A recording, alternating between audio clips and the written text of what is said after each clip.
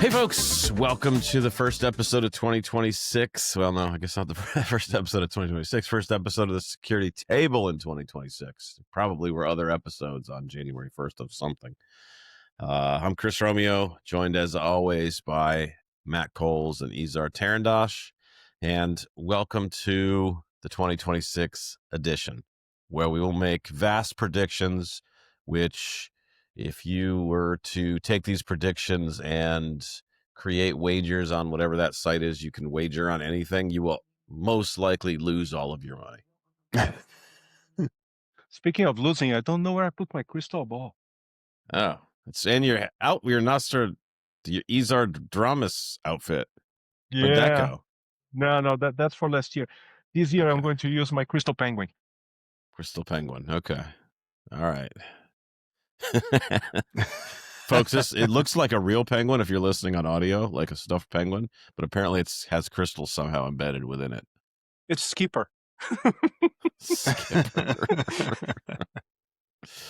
Okay, go.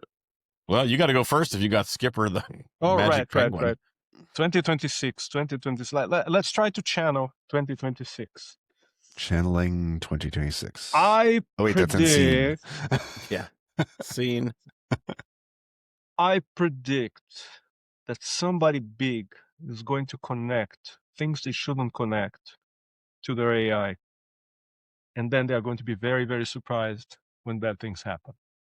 But like, very, very surprised. Why would that surprise anyone? I don't know. I just wanted to start with one that's like 100% of actually happening. Well, that happens a lot, apparently. People connect their AI to their local file system and bad things happen already. What could possibly go wrong? You got to define what bad things means, because for one person's functionality is another person's bad thing. Sure, that's true. As soon as the AI issues RM-RF. In that case, I predict that somebody is going to have an accident with their file system. And when somebody else asks them, why did you tell the agent that it could access the file system? The person is going to say, well, it asks so nicely. I'm pretty sure you're supposed to ask it, not it asking you. No. It asks you in the beginning, hey, do you trust me to access the files in this directory? Oh, and you say, of course. If somebody asks if you're a god, you say yes. Yeah, of course. Like, it's an AI. It knows what it's doing. It's been trained. It's been trained. So there's an almost guaranteed prediction on somebody will lose their files, blame it on the dog again. The future of AI peril in 2026. So that will likely be a real thing. All right, Matt. It'd be funnier if they lost it to the AI dog. True. We should train a model, call it Fido, and teach it to do people's homework so that kids can say Fido ate my homework. That's right. Yeah. There you go. Well, you don't even need it to do the homework. You just need it to be a shredder of the homework assignment. Yep. Well, it needs to be plausible deniability, right? So it has to have done something and then deleted it and then. Mm-hmm. Why wouldn't you just have the dog turn in the homework? In that environment. Well, because then the dog. Well, we do know some dogs that might as well. Okay, what else? So we did AI. Fetching the paper. If they fetch the paper, then I have an agent for that anymore. I have an agent for that. Digital paper. You'd have to be 150 to be receiving a. Hey. Wait, hold on. Is there a paper delivered to your driveway each morning? No, but I do have a neighbor that every morning I pass by and I see a paper thrown in there. So the industry still exists. It's hanging on by a thread. Yeah, I understand. And then someday it'll be drone delivery. Some kid is still planning to go to college by throwing papers at somebody. I don't think they have any more paper boys. I don't think that's a job anymore. Paper people? It's all like, it's like adults do it.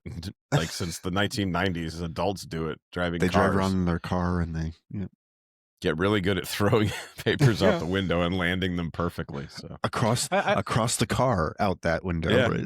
Right? I could see myself sitting on the porch and flying a drone that delivers papers. That would be Yeah, but that would be for fun. That would just be for Yeah. your own enjoyment. So Now, It'd really be fun fun. would be get one of those T-shirt cannons and use that to throw the paper.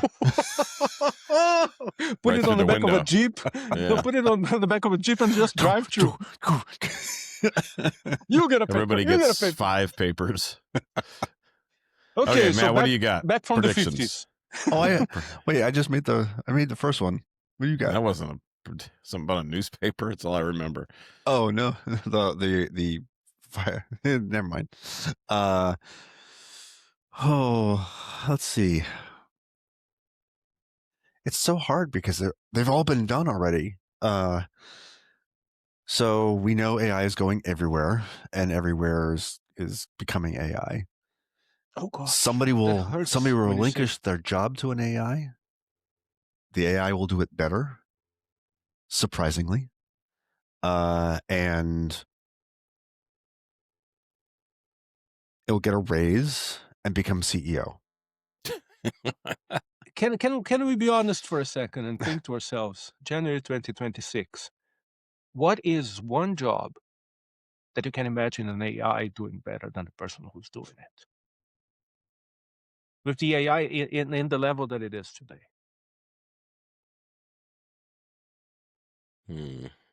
That's completely fire and forget. You write a couple of agents, they talk between themselves, and you go away and the job gets done. Hotel What's one job that concierge. can do that? Hotel concierge. Hotel concierge. Yeah. Until somebody comes in and asks for the Saturday night special and whatnot. Or even the person at the front desk, right? So if you're checking in, here, can I take your payment information? Here's a room for you. Here's your key.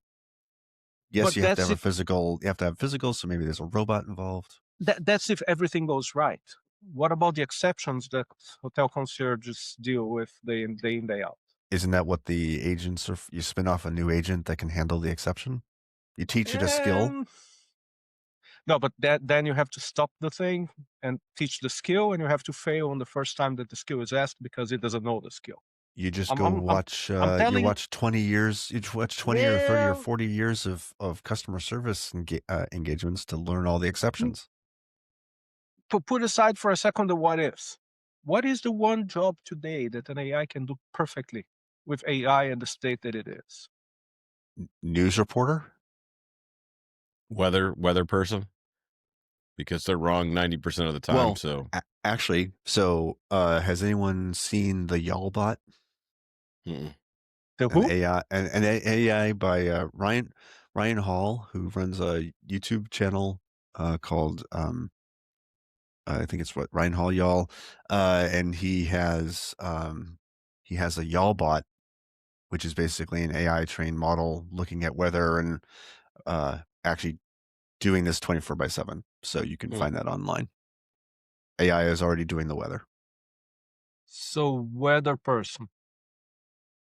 Or news anchor probably would be able to do it too. I mean, that's yeah. true. I mean, read on a the story weather and side, speak a story. On the weather side, though, those folks are meteorologists, so they do have some scientific knowledge and experience and study of weather patterns, weather systems. So yeah, but why couldn't you have the meteorologist still air, feeding the weather person? So in other words, weather person is still okay. AI. So you're just talking about the on-air. So pretty much any on-air personality that was being fed data from some other source could be an AI at this stage. Right. So what you're telling me is that we are basically at max headroom level MTV circa 1980 something. So my understanding is there is also an AI actress currently, right? There's Miss Newton, I think her last name is. I don't know her first name is on Presence, but she's an AI. You just used pronouns describing this actress as an actual person. At least he didn't say that the name is AI Livia Newton-Jones. So Tilly Norwood. Sorry, Tilly Norwood. What? Tilly Norwood. So okay, it is Tilly Norwood, photorealistic AI generated character. Wasn't Norwood's as an the name of some CIA in a show campaign? So Tilly Norwood, the AI, has appeared in a television show. Yes. Which do we know which one? Does it say? I guess we can check IMDb. It's But wait, as an she's actress, Dutch. can it give uninformed political opinions? I I don't know. Because if not, it's not doing the job perfectly. But yeah. So And wait, and Tilly is part of a AI talent studio, so they Yeah. have more of these coming. So basically what you guys are telling me is that the level of AI performing jobs is following a perfect script. Either for news or for acting or for weather reporting. It doesn't seem like we're there yet, where Yeah. you have to worry that AI is going to take my job. We're not quite there. So can we make a prediction that people are going to still be saying that and no, it's not going to happen in 2026? Or are Well, things so that'll moving be too interesting. fast? We heard I think it's the story of Salesforce where they eliminated a lot of staff for AI and then realized, wait, we need people. Yeah. That Was may have that just for been that may Salesforce have been a or ploy to clear the deck. You know how big corporate entities work, though. They're sometimes we're doing a new AI policy. Okay, let's slash 10% of the headcount, and then nobody will think it's actually a layoff. They'll think it's an AI but move. there was a smaller company, a payment company, I don't remember the name, that they actually did do that. Like they sent everybody home. And then half a year later, they said, well, actually, we need you guys. It wasn't Salesforce. It was something with A. I don't remember. Okay, so Salesforce laid off 4,000 employees and automated them with AI agents, and then started rehiring. Yeah, Customer support. So they use them for customer support. I'm reading the article right now. customer support. That's another one. Customer support. So I see a lot of AI going into customer support. There's a lot of, pretty much every customer support experience is AI driven, with humans at like level 4 or whatever. Yeah, I mean that's like FAQ reading, script reading, and then any exception gets bubbled to a human. What was that that movie that I don't remember. I think that it was Ghostbusters, that there is this demon that feeds on people rage. Do you guys remember That's that one? Ghostbusters 2. That's Ghostbuster, right? Go 2 specifically. 2.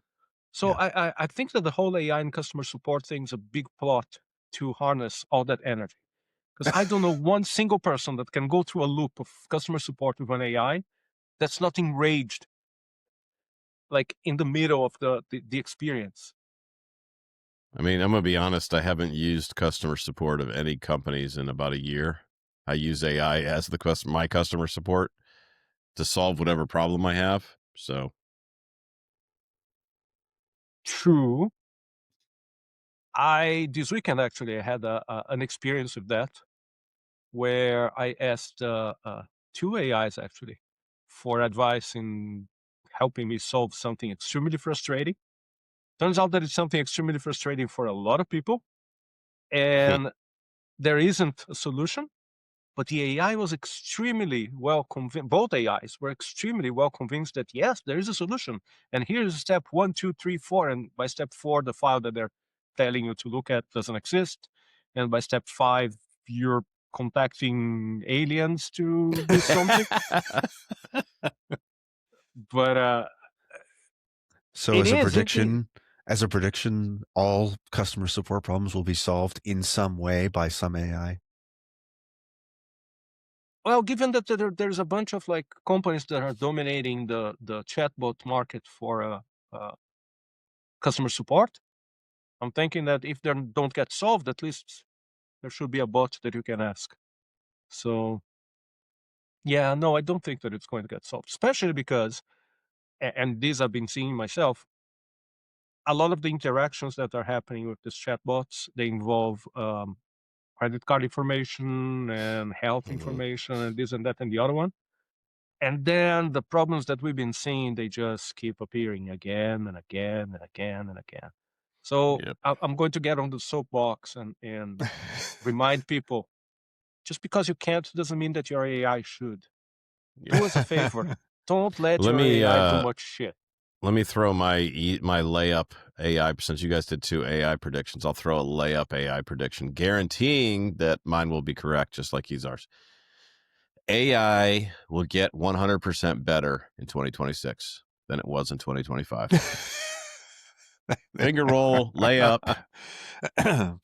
Yes, but Yes, but apparently we won't have the memory to run it. yes, that's right. There's And a it- memory So shortage. that's the other. DRAM will become the next Bitcoin. Yeah, exactly. It is. I know. Oh, so well put. I know a guy who is in the kind of resale business. He's in the big time kind of resale business. So he'll go and like buy pallets of stuff, like technology stuff. And he was telling me that the DRAM market, the old stuff from like 5 years ago, is like quadrupled in price in the last year. And so people Does are he use buying. trucks? Yeah, like it's a semi truck business filled with technology. You know, he'll buy trucks filled with technology stuff and then Can I sell run it on after the eBay. truck and see what falls? Well, so those are all great warm-up predictions. Now, because this is called the security table, not the AI table, Oh, it's shall we make not? any security Wait, nowadays predictions? isn't it all the same thing? Yeah, I was going to do the same thing, Matt. Asked for, now can we have a round of security or privacy, because we we love both. Yep. Focused Or safety. We predictions. could do safety too, but certainly Safety. security, privacy. Yep. Okay. I mean, people will wear orange vests. There's a safety prediction. Not really. That was just a warm-up. There will be a huge privacy impact that will lead people to talk about loss, and nothing is going to happen. Of Come course on, there that's will just too be. easy. That's not really a prediction. That's probably already happened this year, and it's only like 12 days It old. happens every year. that's a given. That's a law of computing. That's not. All right, I'll give you one. I'll give you one to chew on here that I've been thinking about quite a bit. That people have asked me this question as well, so it's a little bit cheating. But I'm gonna mix AI back into AppSec now. So the divide between the old school AppSec companies and the new school AI market-based AppSec companies is going to. I actually think it's going to the gap's going to start to close in 2026. I think the bigger companies are starting to catch up now, and I think we're going to see the check marks and those scale of companies really embrace their AI and start to lead with it. I'm not going to say anything about how the fact that it's going to provide better results or anything like that. I'm not going there, but I'm going to go the other way. I think Okay. that customers are going to start saying, well, presenting AI fatigue and saying, all this AI that you put into my stuff, it's just making me more confused. Please give me back my menu with my list in the middle. I wish that was the case. I mean, I was in talking to a company that was preparing to do a sale, and they got stuck on the large company that was buying a product was very much caught up on their AI strategy and was almost using that as the definitive purchase choice, or what was driving their decision on what they were going to buy was based on the AI strategy, not on the core technology that this company provided. So the AI strategy can be a breaker too, right? I mean, if you have larger organizations that have privacy or compute policies, right? The AI strategy can make or break that deal in terms of whether it's local processing, on-prem versus pushing all your data to the cloud for the AI to operate on it. Okay, so here's a prediction.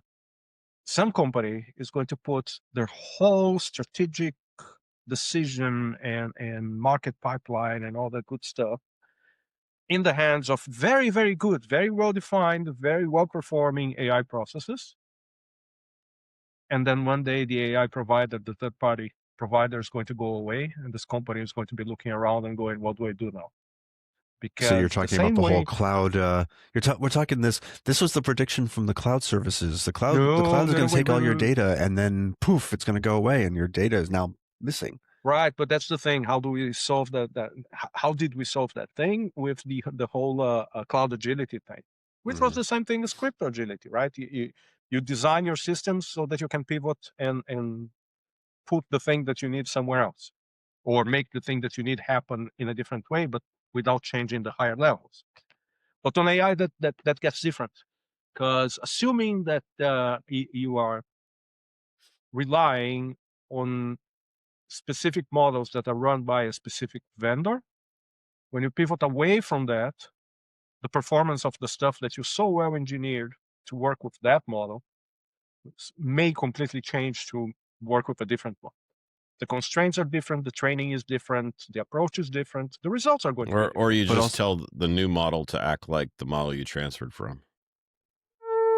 But also, data portability is a problem, right? I mean, it's whether or not the data is being acted upon by the model, or the data is being integrated into the model. It's not really portable if it's been integrated. But that's the thing. When it's integrated, then you have the whole discussion of who owns the model, and that's a contractual thing. So you have your own copy. And enterprise customers have very specific training data policies now that are being added to contracts and stuff that say, thou shalt not use my data to train your AI systems. But and if in you the do, cases I'm where coming it after you is, for 100 billion. in the cases where it is necessary, then you get an instance of the model, not the model that gets served to everybody else. Yeah, so that it can be terminated. So that and then you have joint ownership, and in theory you could bring the model in and run it inside if you had the appropriate hardware, right? So in terms of mobility, that's even a good scenario to have. But most people are not like that. They want the generic AI thing. They want the thing to answer. They want the thing to give pretty things, and Lord knows what happens. And in that case, you focus on that model. What I've seen in some places is that people just get like, it's almost like people get infatuated with models. Oh, look at this one. It does exactly this thing that I needed to do, and it does it so well when it's the only one in the world, right? I mean, you just need to go to Reddit and see that the same wars that we had via Emacs, which are still open, are now being had between different models, right? Yeah. People are fanboying the models to death. And my Gemini beats your ChatGPT any day, right? Exactly, but now it's more like what I see, at least. It's the local running people. My Quen 2B 30B FP4 is much better than your FP8. My FP8 is bigger than your FP4, whatever. So they're compensating for something, and it's parameter size. Exactly, as we always do, right? It's no longer sports cars that people are using to compensate. It's their model. It's their model size, yeah. So model size doesn't matter. Does model size matter? It's a weird world we live in. Weird world. It's not the model size, it's what you use it for. Well, great. There goes our PG-13 rating. Gone. Sorry, parents. All of you. I forgot where I was going with that one. I thought you were. Are you done, or did you have more? Did you have more? I was going to say a particularly security one, which was the attack vector moves into the access side, so behind the MCP server, and all those people who are vibe coding those access codes, scripts and codes, right? War games. I was thinking war games too. Immediately went there. They become the new attack vector, and somebody will lose big time. I'm certain. Right. Gosh, so the AI will be perfectly server. fine. The MCP server will be perfectly fine. It's all the thing behind the MCP server that does all of the local access becomes compromised because somebody vibe coded it and left a debug port open or something without authentication. Let's talk AI identity now. How many companies are going to have people running around asking, who's Jeff AI? Who's Jeff AI? Well, here's an interesting question. Does AI? Wow, why are we stuck on AI? First off, this is a Because security show. it's the Because hot it's thing. 2026. Everybody's stuck on AI. Yeah, let's talk dust. No, that was going to be my crazy prediction. Das will come back because AI will make it work. That was going to be my prediction. That's what I was going to say next. Don't steal my jokes. Come on. Is my writer writing for you too? What's going on here? Predictions. It's not a joke. It's prediction. Okay. So I was seriously gonna make that my prediction that an AI powered DAS will bring DAS back from the ashes like a phoenix, where it will rise and revolutionize enterprise security. Here's one that if you know, you know. I dread that thought. That's it. That's the prediction. That's the prediction. I dread that thought. I get it. Matt gets it too. I mean, we're nerdy enough to. Yeah. Nerdy and localized enough. Yeah, that's true. It's all context. Context is king, they say. Oh, that's a prediction. That's a prediction. There will be at least 4 new meanings to the word context. Yes. Okay, so what'll be the ST short abbreviation that'll be added this year that will somehow relate to AI? Because we got IAST and DAST and SAST.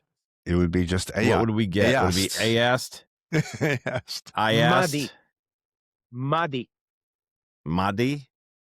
My AI did it. Okay, like it. Oh, if I put an age in there, then we have the muddy. Oh, wait. We already... So, prediction. Somebody will redefine made. Ooh, which already has AI in it.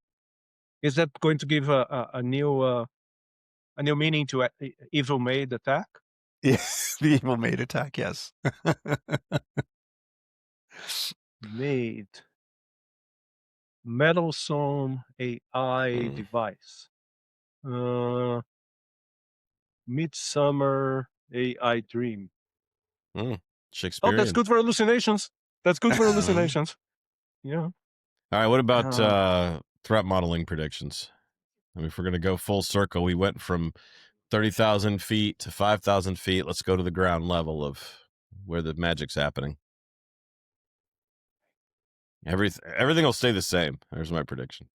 AI will continue to be used as a thought generator, as a sounding board for AI, from threat modeling. Or a thought provoker. Wait. The 2 streams of the thing here: thought generator and a sounding board. 2 different sides of the coin. Very different. In one of them, the AI is the active party. On the other one, the person is the active party. So I go to the person active party as the right one. Mm-hmm. Well, so here's an interesting prediction. Will threat modeling resist AIification? No. To its own detriment. But to its own detriment, that's true. But I think that approaches like the Vichy's AI infused are going to become more popular because they are more effective than full, here's my diagram, give me a threat model approaches. Simply because people are going to notice that, yes, they made that makes more sense, right? Well, part of the beauty of threat modeling is the knowledge that you gain in that process, and what you just described there. And if I just have a magic box create the threat model for me, I don't learn anything. It doesn't improve my future designs. Exactly. Well, so that's an interesting. It's interesting you say that, because so there was a presentation from OWASP recently. Somebody did a presentation on the AI webinar, and they said something interesting, that threat modeling is becoming audit ready, or part of audit and compliance. Threat modeling has always been audit ready. Since the days when somebody would come up with a spreadsheet and say, this is my threat model, and somebody on the audit side would make a V, It has always been audit ready. But the implication is, I mean, if you run threat modeling as just a tool, here's a diagram, or a spec, give it to AI spits out a bunch of threats. It's a scanner, not a conversation starter. Does threat modeling in the age of AI become less of a conversation and more of a scanner? Do we need a new SAST do we need a new term for SAST for threat modeling? That's not a problem with threat modeling. That's not a problem with AI. That's a problem with people. And how they perceive the activity, because they see threat modeling as, why isn't it like static code analysis? Those are the smart people.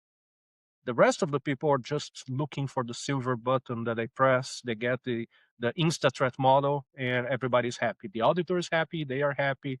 The AI that did the threat model is happy. Everybody's happy. But that's exactly my point. I think that,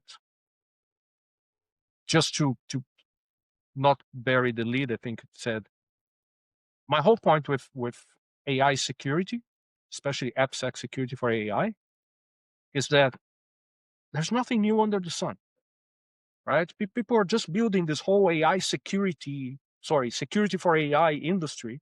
And I keep looking at them and saying, why? You're just repeating the same things with new shiny words. Because everything has to be reinvented, Maestro. Exactly, right? Because otherwise we don't move ourselves up in the LinkedIn scoreboard. But my point is that, and okay, yeah, I come from a very specific place to say this, but I say this with 100% certainty. The one thing that makes the most sense in security for AI, where AI is today, is threat modeling. Because that's the one process that can look at all the brittle stuff that AI brings to the table and put some certainty in there. But you can't have an AI do that. You can't have an AI do that because you need access to, you need the internals, and you need the controls that are outside the AI that the AI won't know about. Not only that, but we haven't yet found a way to codify business processes in a way that expresses exactly, and we see that when we talk privacy all the time, right? You have a business process. It has stuff that boils out of it: edge cases, requirements, requests, exceptions, black holes. And we haven't exactly, and we haven't found yet a way to codify those, apart from writing the system that we are trying to threat model, which is the only single representation of a system that 100% means this is the system. Actually, right? I'm going to push back just a little bit. We know how to write business processes. There's two ways, right? Flowcharts and business process modeling notation. But they still have a lot of ambiguity. My point is, we don't have one single way that leaves all the ambiguity out so that you can give it to a model and trust 100% what comes back from it. No, it's a request. It's a request. If there is somebody smart enough out there to come out with a way of writing out business requirements and processes in a way that's not ambiguous over time, I would love to see that. I think that can be done. I think you can write a business process that is unambiguous. I think that you're right. It hasn't been done so far. You have to take care to do it, though, right? Yes. Because you have to account for all the boundary conditions or have a fail-safe, like a go-to, right? This is an undefined condition, and now I can address that undefined condition. And what you described right now is you just wrote code for a business process. So assuming that code is 100% representative of the business process that you're trying to explain, you just wrote the one representation of that business process that is 100% parsable and understandable and provable. So here's a question. Can we do business process threat modeling without an AI today? Yes, but we will always be left asking ourselves, what did we forget? Sure. Because the ambiguity is always there. But that's going to happen with an AI as well. And then we document those. We as humans document those as assumptions. We assume that this functions as we expect, or we assume that there's a condition here that we don't know about that will probably happen, right? can AI make assumptions? Sure. It makes assumptions, but can it generate them? So I'm going to go out there in a limb and say what I always said with a bit of a modification. AI knows what we all know, and it can't imagine what none of us can imagine.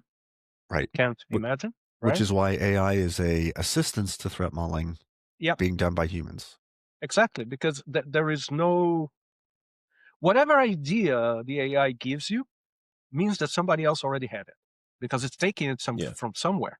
Yeah, it's never Right. had an original idea, right? That's Add on random stuff as much as you want, raise the temperature as much as you want. It's coming from somewhere that it was trained to.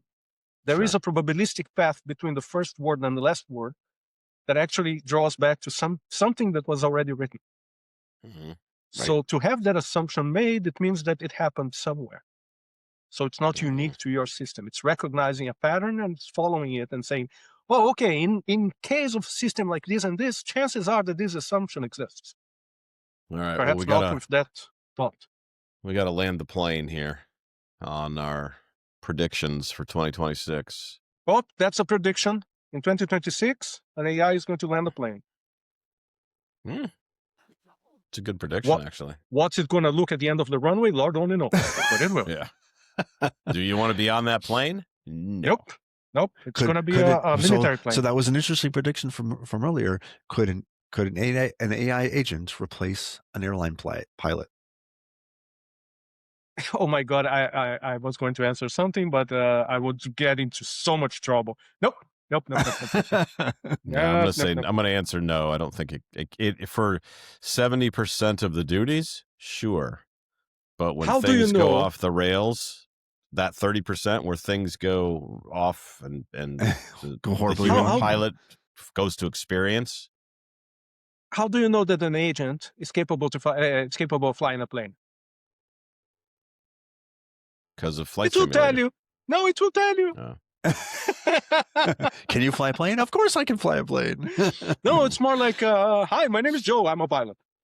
Maybe it's like in the Matrix where they just the AI just downloads things like Neo did.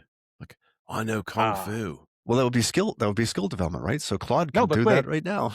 Isn't that a well-trained model, like that's seen enough stuff? You ask it to do Kung Fu, it does, and you ask it to cook, it cooks. Actually, you train it on the Matrix scripts. It can know Kung Fu. Oh, that's a prediction. Okay. There's going to be a market for fine-tuning models. Like people will come and say, I like this model, I'm a fanboy of this one, but it doesn't do enough what I needed to do.